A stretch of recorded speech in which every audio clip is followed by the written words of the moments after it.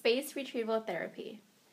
The overview of our treatment is to train new and or forgotten information and skills needed to improve functioning in everyday activities. For example, face-name associations, by working on preserved cognitive abilities. The candidates for this treatment include mild to moderate dementia patients with adequate functional hearing or vision, aided or unaided hearing, and unqualified candidates include a history of other psychiatric neurological diagnoses, and 2, if the client is already using space retrieval training or other strategies. This treatment uses client strengths, including non-declarative memory systems or procedural memory. Principles for successful dementia intervention include reduced demands on episodic and working memory, repeatedly bringing into consciousness semantic associations will result in increased accessibility. In this treatment, the therapist is working with the patient to read staff name tags to address them by their names.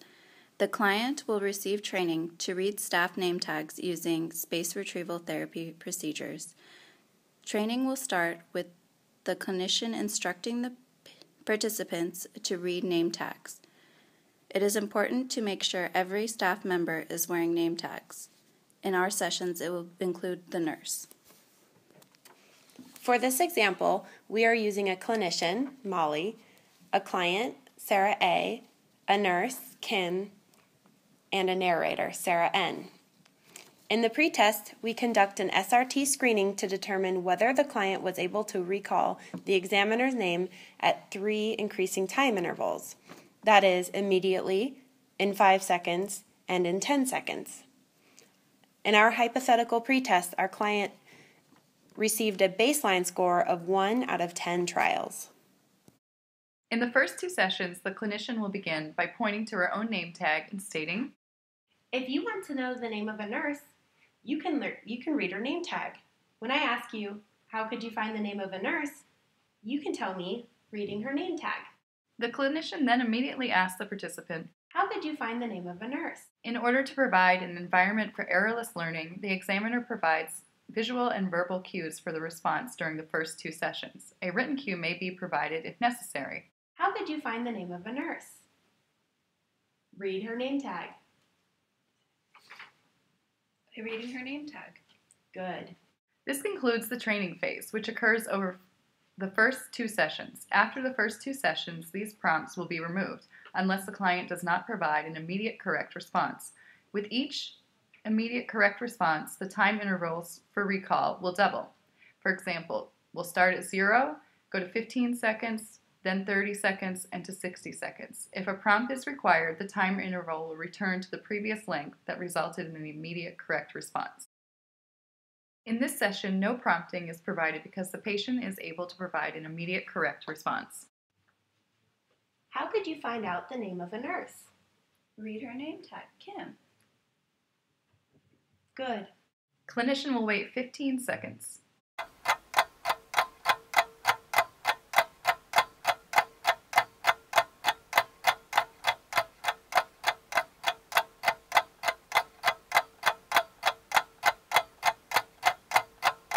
How could you find out the name of a nurse? Read her name tag. Kim. Good. Now the clinician will wait for 30 seconds.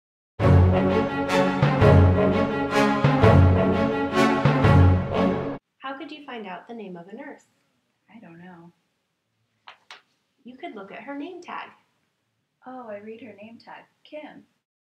The 3rd session will conclude when a verbal prompt is needed. In the next session, after reminding the patient of the behavior, the clinician will start the training at the longest interval that elicited a correct response during the previous session. In this instance, it was 15 seconds. If you want to know the name of a nurse, you can read her name tag.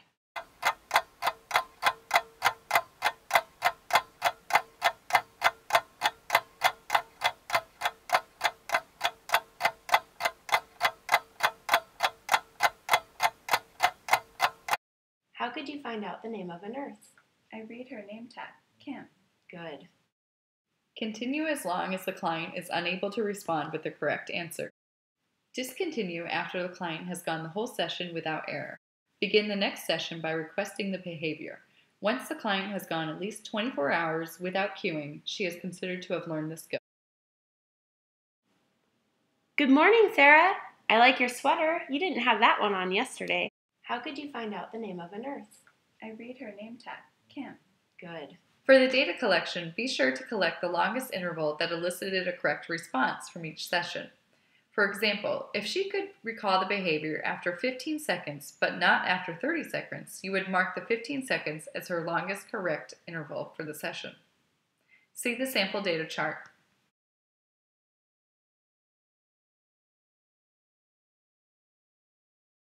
To probe for generalization, after each training session, the clinician should arrange for 3 different encounters with staff. Ask the client to recall their names using the strategy taught in therapy sessions. In this instance, the client would have to remember to look at their name tags. Once during pre and again during post-testing, arrange for 10 similar encounters to compare the results to determine overall generalization of the target behavior.